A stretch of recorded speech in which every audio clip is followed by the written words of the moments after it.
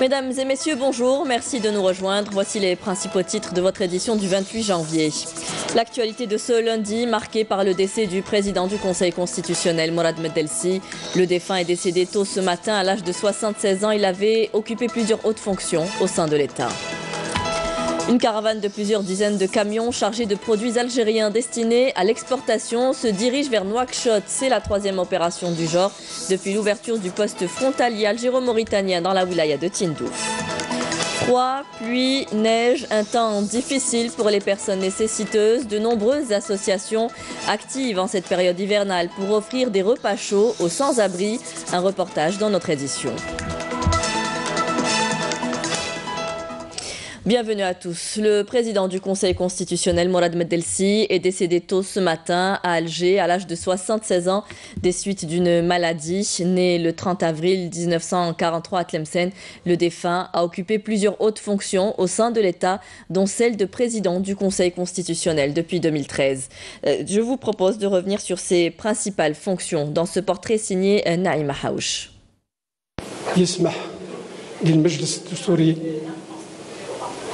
أن يراقب القوانين اللي هي مطبقة في الميدان وبصفة بعدية. C'était un homme politique respecté et apprécié de tous. Né le 30 avril 1943 à Tlemcen, Mourad Medelsi a été plusieurs fois ministre, et ce depuis 1988. Licencié en sciences économiques de l'Université d'Alger en 1966, le défunt avait également dirigé plusieurs groupes publics avant d'être désigné directeur général de la Société nationale des tabacs et des allumettes en 1980, puis secrétaire général du ministère du Commerce jusqu'en 1988. Durant la même année, Mourad Medelsi a été promu ministre du Commerce, un poste qu'il avait quitté en 1989. Il a effectué son retour au sein de l'État en tant que ministre délégué au budget en 1991, avant de reprendre son poste de ministre du Commerce en 1999, puis ministre des Finances en 2001. Par la suite, il avait rejoint la présidence de la République en tant que conseiller entre 2002 et 2005. En 2007, Mourad Medelsi est nommé à la tête de la diplomatie et portera la voix de l'Algérie sur la scène internationale. Feu Mourad Medelsi avait donc occupé plusieurs portefeuilles ministériels et hautes fonctions au sein de l'État avant d'être désigné en septembre 2013 à la tête du Conseil constitutionnel. L'enfant de Tlemcen, au parcours politique exceptionnel, s'est éteint tôt ce matin à l'âge de 76 ans. Et l'enterrement du défunt Mourad Medelsi aura lieu tout à l'heure après la prière du Dohr au cimetière de Ben Aknoun à Alger.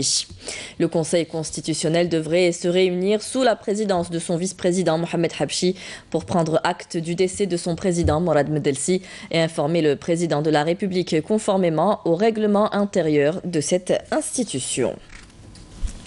Le ministre des Affaires étrangères, Abdelkader Msahel, effectuera à partir d'aujourd'hui une visite de travail aux États-Unis d'Amérique à la tête d'une importante délégation multisectorielle où il co-présidera à Washington avec le secrétaire d'État américain Michael Pompeo la 4e session du dialogue stratégique algéro-américain. Les discussions porteront sur les différents dossiers de la coopération entre l'Algérie et les États-Unis d'Amérique ainsi que les perspectives de son développement. Les deux ministres aborderont également les questions régionales et internationales d'intérêt commun. Le Conseil de la Nation tiendra demain une séance plénière consacrée à l'installation des nouveaux membres du Conseil suite aux élections organisées le 29 décembre dernier pour le renouvellement partiel des membres de cette chambre haute du Parlement algérien. Après la cérémonie d'installation, le Conseil de la Nation entamera une nouvelle législature à la veille d'importantes échéances nationales. Dans l'actualité de ce lundi également, le Salon international de la sécurité et de la prévention routière qui s'ouvre aujourd'hui au Palais des Expositions des Pins Maritimes. Il a été inauguré ce matin par le ministre de l'Intérieur et des collectivités locales Nordine Bedoui. Plus de 40 participants seront présents à ce salon international, dont des institutions nationales et étrangères, notamment de France et de Suède, activant dans le domaine de la sécurité routière. Les opérateurs étrangers procéderont lors de cette édition à mettre en avant et à simplifier les mesures adoptées dans leur pays pour la lutte contre l'insécurité routière. 3300 personnes ont été tuées l'an dernier sur nos routes et 32 000 ont été blessées. Aux faits historiques dont l'écho médiatique et diplomatique a propulsé la question algérienne au niveau de l'ONU, la grève des 8 jours déclenchée le 28 janvier 1957 par les commerçants et les travailleurs algériens qui répondaient ainsi à l'appel du Front de libération nationale. Un événement qui a permis de faire entendre la voix du peuple algérien déterminé à lutter sans relâche pour le recouvrement de son indépendance. Menel Boutwaba. C'est dans ces ruelles chargées d'histoire de la Casbah d'Alger que Arbadji Mahmoudi et Tamani Lounès replongent dans leurs souvenirs encore vivaces d'un grand événement qui mobilisa tout un peuple autour du Front de libération nationale, un mouvement qui confirma le caractère populaire de la révolution de novembre et le caractère international de la question algérienne.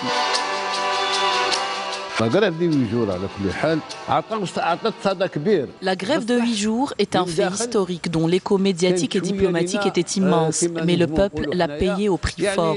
Beaucoup se sont fait arrêter, ont été portés disparus, ont été tués ou ont rejoint le maquis. En ce temps-là, nous, habitants de la Casbah, on voyait débarquer des camions de militaires qui cassaient et pillaient les magasins. Ils jetaient la marchandise dans la rue en mélangeant les denrées. L'on n'oubliera pas une chose, les Mozabites qui ont beaucoup aidé durant cette période en donnant leurs marchandises gracieusement à la population.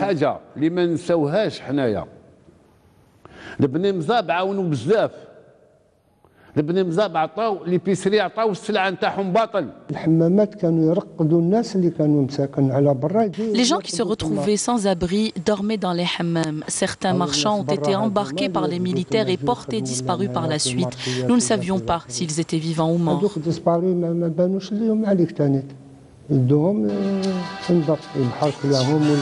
La fameuse grève de 8 jours déclenchée le 28 janvier 1957 et qui durera jusqu'au 4 février coïncidait avec la 11e session de l'Assemblée générale des Nations Unies.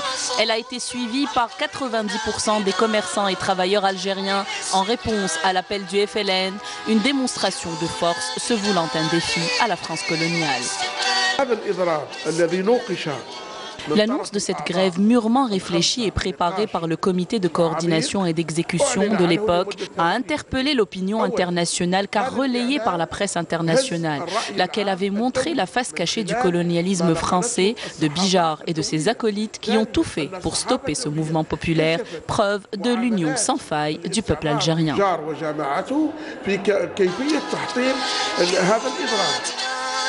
Cette grève a prouvé à l'opinion internationale la détermination du peuple algérien à poursuivre la révolution jusqu'au recouvrement de son indépendance. Après discussion, l'ONU décide le 15 février 1957 d'une résolution de compromis votée à l'unanimité pour une solution pacifique, démocratique et juste à la question algérienne. C'est dire que ce mouvement avait atteint pleinement ses objectifs. Un reportage réalisé par Kador Djouabi. Depuis l'ouverture du poste frontalier algéro-mauritanien dans la wilaya de Tindouf, les échanges commerciaux entre les deux pays s'accroissent. Une caravane de plusieurs dizaines de camions chargés de produits algériens destinés à l'exportation ont traversé hier le poste frontalier Mustapha Ben Bouleid en direction de Nouakchott. C'est la 3e opération du genre. Karim Haïfa.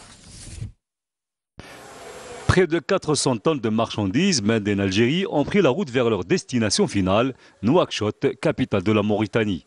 Une caravane de plusieurs dizaines de poids lourds, accréditée par Logitrans, l'entreprise nationale des transports de marchandises, qui ont transité via le poste frontalier Mustapha Ben Bouleid dans la wilaya de Tindouf, unique passage routier entre l'Algérie et la Mauritanie. Nous avons 205 tonnes de produits agricoles, 104 tonnes de produits alimentaires et 40 tonnes de fournitures, d'emballage et de conditionnement. Tout le monde était mobilisé jusqu'à 1h du matin entre douaniers, sûreté nationale et toutes les autorités concernées. Je les remercie pour tous les efforts déployés pour cette opération. La route est certes difficile avant d'arriver à bon port, mais on est là pour relever le défi.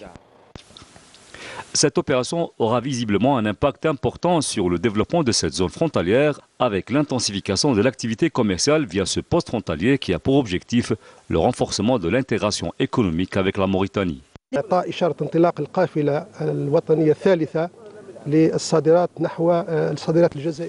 C'est la troisième caravane de produits algériens destinée à l'export vers la capitale mauritanienne, Nouakchott. C'est une caravane qui transporte des marchandises venues des quatre coins du pays, à l'instar de Batna, Oum-el-Bouaghi, Sétif, Alger, Médéa, Mascara ou encore Oran.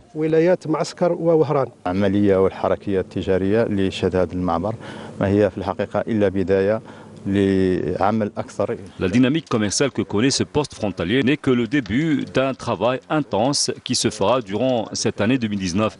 Il y a un nombre important d'opérateurs économiques qui préparent d'autres opérations pour exporter leur production vers l'Afrique à travers ce poste frontalier.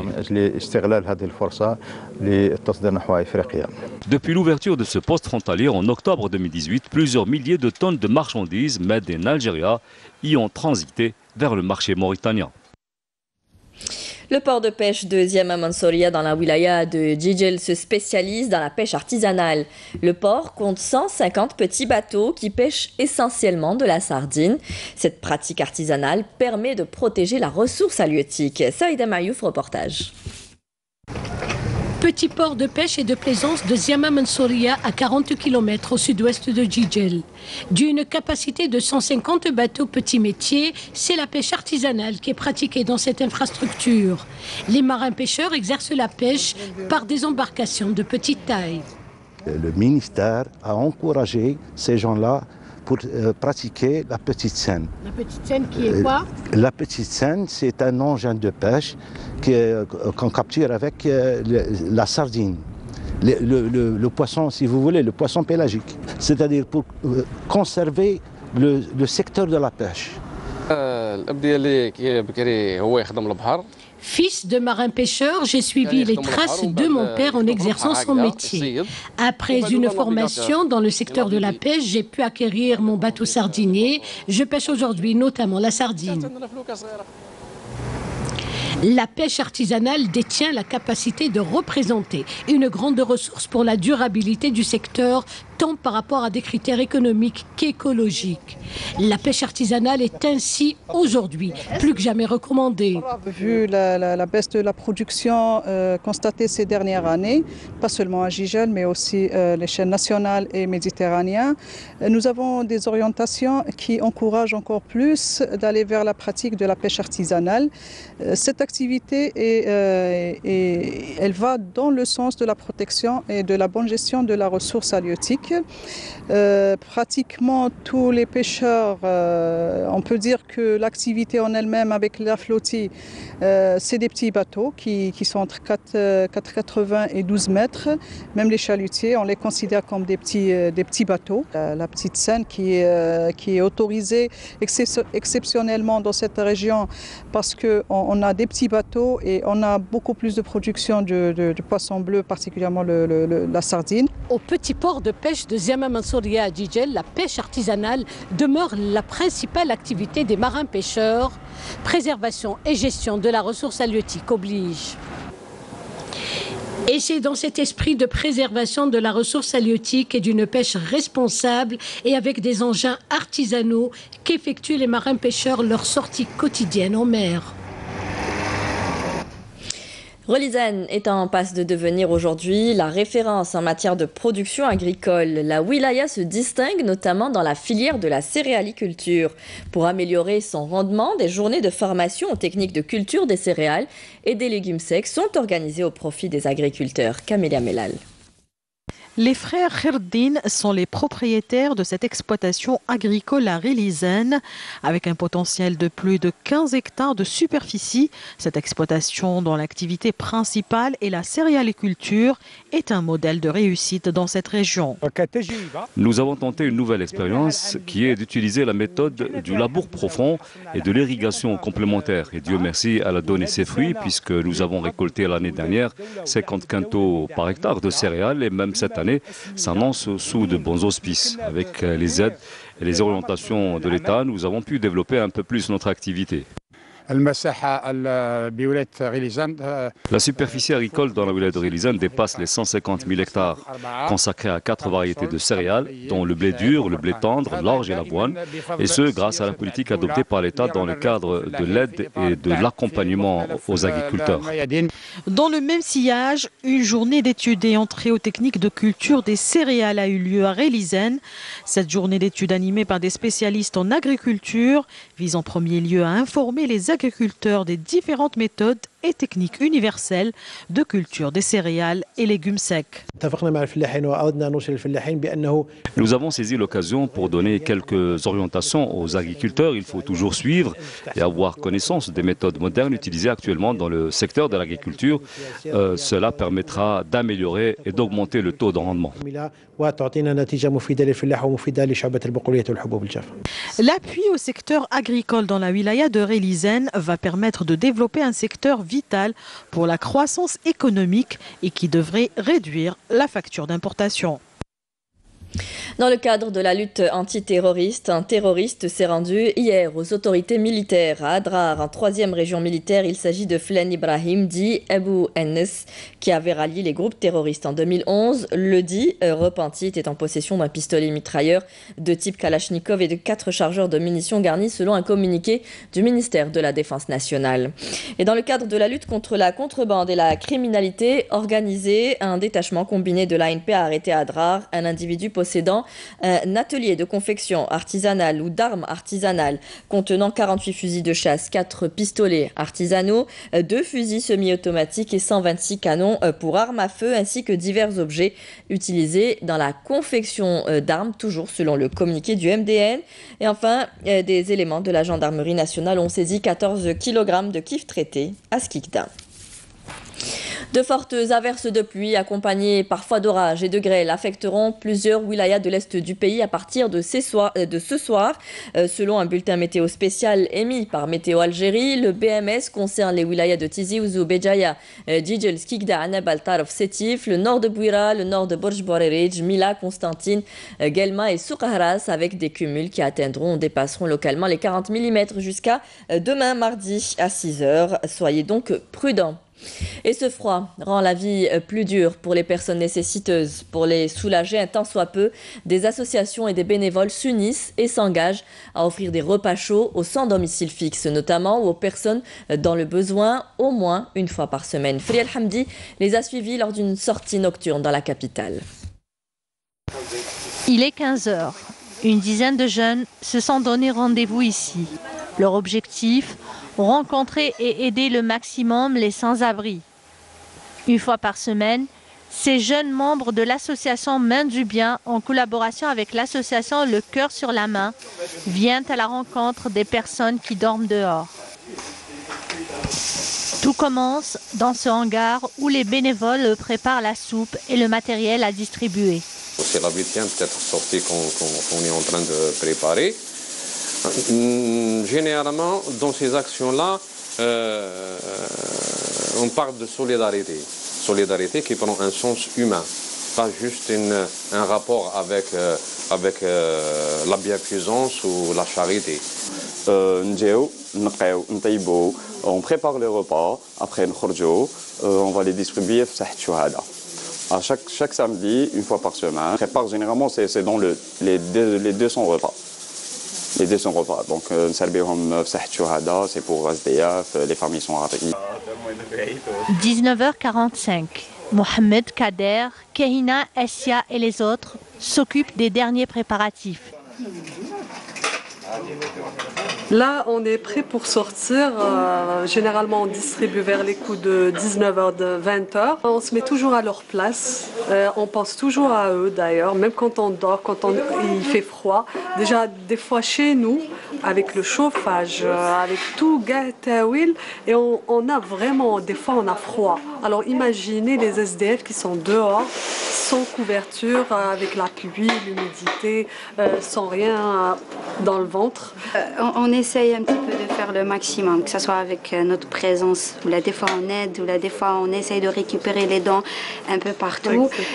On essaye juste un petit peu de soulager leur douleur. On aimerait vraiment faire plus, mais on essaye un petit peu avec le minimum, leur donner porte espoir. Il est 20h. C'est le départ des véhicules. Ils sont chargés de vivres, de couverture et de beaucoup de chaleur humaine. Ici, à la place des Martyrs, ce groupe de bénévoles est connu et surtout attendu dès le premier arrêt de la soirée. Une dizaine de sans-abri ou de mal logés se présentent. Une rupture familiale, un divorce qui tourne mal, un accident de vie, chacun a son histoire. De bouche à oreille ou via les réseaux sociaux, ces jeunes multiplient les opérations de distribution de repas chauds et de collecte de vêtements. Issus de quartiers populaires, ces bénévoles veulent que ces opérations de proximité soient leur créneau, privilégiés afin d'instaurer une tradition qui a tendance à se perdre de nos jours.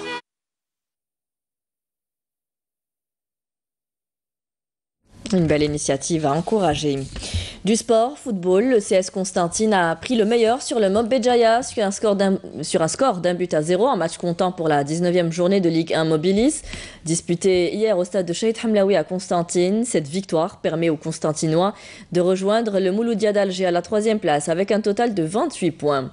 Dans l'autre match joué hier, le Nehd Hussein s'est imposé devant le Cap Borj Borerij sur le score d'un but à 0 grâce à une réalisation de Fawzi Yaya à la 49e minute.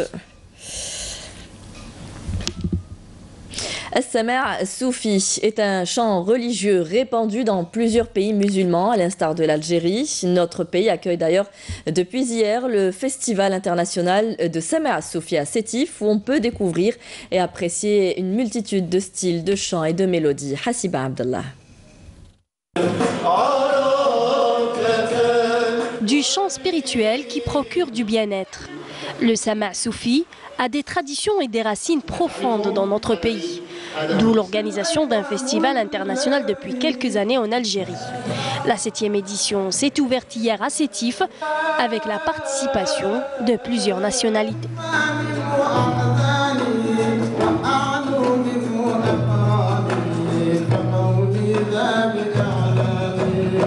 Le Sama' Soufi nous permet, en tant que musulmans, de participer aussi à notre manière à la vulgarisation même de cette religion musulmane. Ce festival est également une occasion pour les jeunes Algériens de montrer leurs compétences, leurs talents, bien sûr en s'inspirant du large choix de musique folklorique existant en Algérie.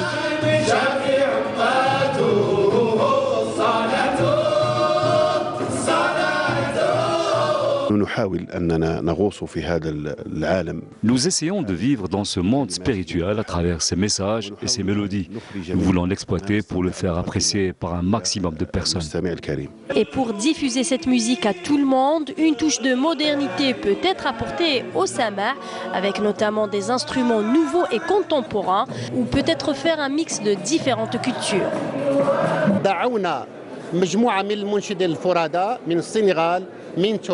Nous avons invité des solistes du Sénégal, de Tunisie, du Maroc et de Syrie pour se joindre au groupe de chants locaux et nationaux de Sama'.